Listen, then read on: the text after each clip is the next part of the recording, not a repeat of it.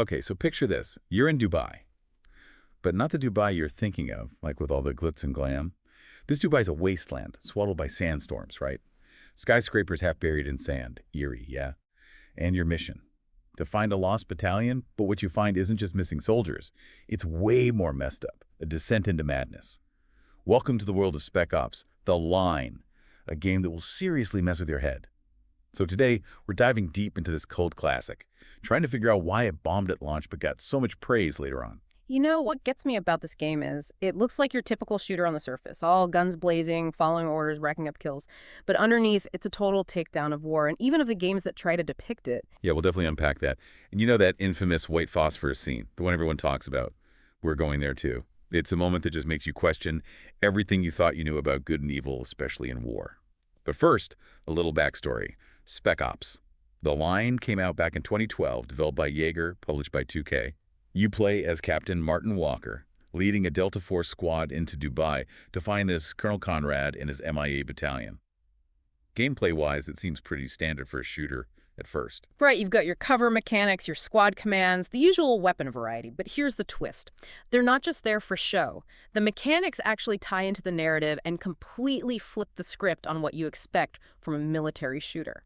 It's like Heart of Darkness, but with, like, explosions and sandstorms. Yeah. What starts as a simple rescue mission quickly spirals into chaos, forcing Walker and his team into morally gray areas, making brutal decisions. You're not some gung-ho hero, you're confronted with the ugly side of survival. Exactly, and the game holds you accountable for every choice you make. It doesn't shy away from the consequences. You're not just playing a character, you're part of Walker's downward spiral. Which brings us back to that white phosphorus scene. I don't want to spoil anything, but it's like a punch to the gut, you know? It forces you to confront the horrors of war. There's no clear right or wrong anymore. It's all shades of gray. And that's where Spec Ops truly shines. Instead of glorifying war, it makes you face the psychological damage it inflicts. You start to question, am I the hero or have I become the villain? It's heavy stuff, for sure. Mm-hmm. But even the gameplay itself plays into this whole downward spiral. As Walker loses his grip, the combat gets more frantic. It's like the game is reflecting his mental state, dragging you down with him. Oh, and the setting. Dubai, all ravaged and eerie, plays a huge role. The sandstorms, the skeletal skyscrapers, it all creates this atmosphere of isolation and dread, you know? I mean, some critics said the gameplay felt a bit generic, not as innovative as the story. What do you make of that? Well, I'd say that simplicity is intentional, almost like a commentary on other shooters out there. It uses familiar tropes to lure you in, and then bam, it hits you with its message even harder, like a Trojan horse of anti-war sentiment. Yeah, sneaky, right? So let's talk about the game's launch. Decent reviews, but not a commercial success, not by a long shot. It came out the same time as giants like Call of Duty and Battlefield. Talk about bad timing. And the marketing, well, let's just say it didn't do the game any favors. Yeah, the marketing total missed the point. It made Spec Ops look like just another mindless action game, all explosions and no substance. So people expecting that were definitely in for a surprise, especially when they were confronted with, you know, a game that demanded introspection and grappling with moral dilemmas. That's a shame. Because in the years since, Spec Ops has gained a massive cult following. Critics and players have come to appreciate its boldness, how it breaks the mold of what a war game can be. It's even been called art, which is pretty wild for a shooter. It definitely has staying power. It dared to be different, to confront players with uncomfortable truths. And in a world full of cookie-cutter shooters, that's something special. But why do you think it flopped initially? Was it just bad timing and misleading marketing? Or was there something more to it? Well, those factors definitely played a role. But I think Spec Ops, The Line just isn't your typical game to relax with, you know? It demands your full attention, your emotional engagement. You have to be willing to face some uncomfortable truths about yourself. And not everyone's ready for that, especially when they're looking to escape reality for a bit. So you're saying it was maybe too ahead of its time. Back in 2012, were gamers just not ready for that level of depth in a mainstream shooter? It's possible. The gaming landscape was different back then. Players are more open to complex stories and mature themes now than they were then. Maybe if Spec Ops came out today, it would have been a bigger hit. But then again, being a cult classic has its own appeal. It's like a hidden gem waiting to be discovered. A gem that punches you in the gut? Yeah, but a gem nonetheless. Look, Spec Ops is more than just a game. It's a statement about war, about the allure of violence, about the scars it leaves behind. It asks tough questions and doesn't give you easy answers. It makes you wrestle with the consequences of your actions. It's an experience that stays with you. Absolutely. It's a game that deserves to be analyzed, discussed, argued about. It proves that video games can be more than just mindless entertainment. They can be powerful tools for exploring what it means to be human. And that brings us to a question that's been on my mind. If Spec Ops, The Line, criticizes the power fantasies we see in most shooters, what does that say about us, the players? About our love for those same games, our appetite for virtual violence, and those power trips? Wow, that's a deep question, and I think it's one every gamer should ask themselves after playing Spec Ops: The Line.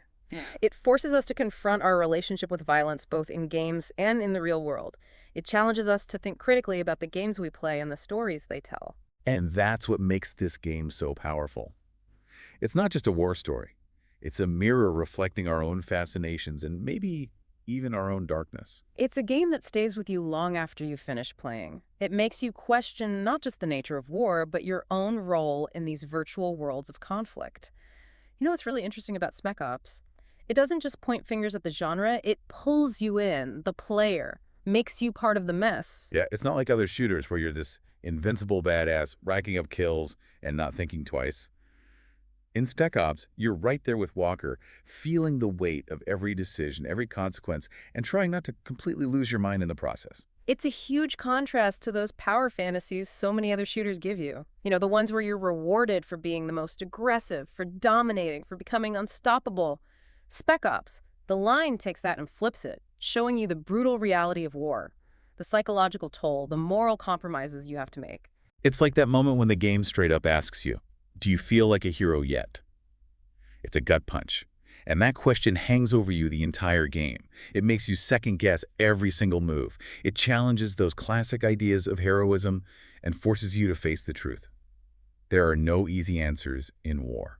Man, that line is the game in a nutshell. It's all about tearing down the heroic archetype, right? It's not about celebrating victory or glorifying soldiers. It's about exposing the dark side of conflict, the human cost. And Spec Ops wasn't the first game to try this, was it? I mean, there were other games before that tried to mess with expectations, to tackle mature themes. Oh, absolutely. They were definitely precursors to Spec Ops, but few games, before or since, have done it with such honesty, such raw emotional impact. It goes beyond just being clever. It becomes this personal, gut-wrenching experience that sticks with you. It really gets under your skin. So let's talk about the legacy of Spec Ops: The Line. It didn't exactly fly off the shelves when it came out, but it's influenced so many other games and developers. It's become a benchmark for anyone wanting to explore mature themes, to push the boundaries of storytelling in games. You can see its influence in games that deal with trauma, with moral ambiguity, with the psychological effects of violence. It showed developers that games could make players think, even in a genre known for mindless action. And it's not just the themes. Spec Ops: The Line showed how powerful the environment can be in telling a story. Remember that ravaged Dubai? Hauntingly beautiful. It became such a crucial part of the narrative, reflecting the turmoil within the character. Yeah, it's like a character itself, that decaying city. So what do you think Spec Ops ultimately says about shooters as a whole? Is it a condemnation? A deconstruction? Or could it even be seen as a love letter to the genre? Honestly, I think it's a bit of all three. It condemns the genre's tendency to glorify violence, to oversimplify complex issues. It deconstructs the hero myth, those power fantasies so many shooters sell. But it's also a love letter to the genre's potential, its ability to tell truly gripping stories, to connect with players emotionally. It's a powerful reminder that games can be more than just fun, right? They can be art, they can challenge us, provoke us, make us confront uncomfortable truths. Exactly, and that might be the biggest takeaway from Spec Ops: The Line. It demands more from both the people who make games and the people who play them. It asks us to think critically, engage with its themes, question our own assumptions. It breaks free from the limitations of a genre. Hmm. On the surface, it's a war story. But deeper down, it's a story about what makes us human, the choices we wrestle with, the consequences we face. It's a story that deserves to be told, retold, remembered. And it resonates with players even today. Proof that even in the ever-changing world of games, some experiences are timeless. Couldn't have said it better myself. Spec Ops. The Line is powerful, unforgettable. It's left its mark on gaming. And its impact can still be felt as developers keep pushing boundaries, keep exploring mature themes. But before we move on, there's something I'm curious about. Go on. We've talked about the critics, the fans, but what about the commercial side of things? Did the game's challenging nature, its unconventional approach, did that hurt its sales? That's a good question. Remember, Spec Ops. The Line came out in a market flooded with military shooters. Many of them offered a more traditional, maybe more accessible experience. And the marketing, while effective in some ways, didn't really convey what made the game so unique. So there was a disconnect between what players expected and what they got. So like a perfect storm of factors led to those low sales figures. Exactly. It's a shame because Spec Ops, The Line, deserved a bigger audience. But maybe, in a way, being a cult classic has made its legacy even stronger. It's like it became this hidden gem, discovered through word of mouth and critical acclaim, not through massive marketing or hype. And there's something special about that, right? It creates a sense of community, a shared appreciation for something that dared to be different. And that's what makes Spec Ops The Line so unique. It refuses to be categorized, to be dismissed. It grabs your attention, demands your engagement, makes you confront uncomfortable truths. It's a game that, despite its flaws, its commercial struggles, has earned its place in gaming history. It shows the power of interactive storytelling and reminds us that games can be so much more than just entertainment. They can be art. Well said. So we've covered a lot in this deep dive, from the game's mechanics and setting to its thought-provoking story and lasting impact. But before we wrap things up, I want to leave you with one final thought. I'm listening. If Spec Ops, The Line, criticizes those power fantasies we see in so many shooters, what does that say about us? About us as players and our fascination with those games? And what does it say about our desire for virtual violence, for those stories that often glorify conflict? That's a profound question. Spec Ops. The Line doesn't give us easy answers, but it makes us confront our relationship with violence, both in the games we play and in the world around us. It challenges us to think critically about the stories we consume, the roles we play in those virtual worlds. And on that thought-provoking note, we'll conclude our deep dive into Spec Ops, The Line, for today. But the conversation doesn't have to end here. We encourage you to check out the game for yourselves and see what you make of it. It's an experience that'll stick with you. It'll challenge your perceptions of war, heroism, and your own role as a player in these digital battlefields. You know, it's kind of unsettling how Spec Ops doesn't just, critique the genre. It actually makes you, the player, complicit in all the awfulness. You're making these tough calls, often with limited info, under pressure, and then you got to deal with the fallout. Yeah, it's not like those other shooters where you're this invincible badass racking up kills without a second thought. In Spec Ops, you're right there with Walker, feeling the weight of your choices, trying to hold on to your sanity as everything around you is falling apart. It makes you think, does our love for those other games, the ones that reward aggression and domination, does that say something about us? And that ravaged Dubai setting, man, it adds so much to the whole experience. It's like a visual metaphor for the game's themes, the descent into madness, the consequences of unchecked ambition. Like the city itself is another character, a haunting reminder of the damage we inflict. Right. It's amazing how the game uses those familiar shooter mechanics, but twists them into something more. The cover system, the squad commands, the weapons, they all feel different in Spec Ops. Yeah, they do. Like they carry more weight, more consequence. Exactly. They become tools for self-reflection. Every shot you fire, every order you give, every life you take, it all paints a picture of your journey through this moral hellscape. And then there's Captain Walker. Yeah. He starts out like a typical soldier, confident, determined, maybe even a little idealistic. But as you play, you see him unravel, becoming more unstable, more morally compromised.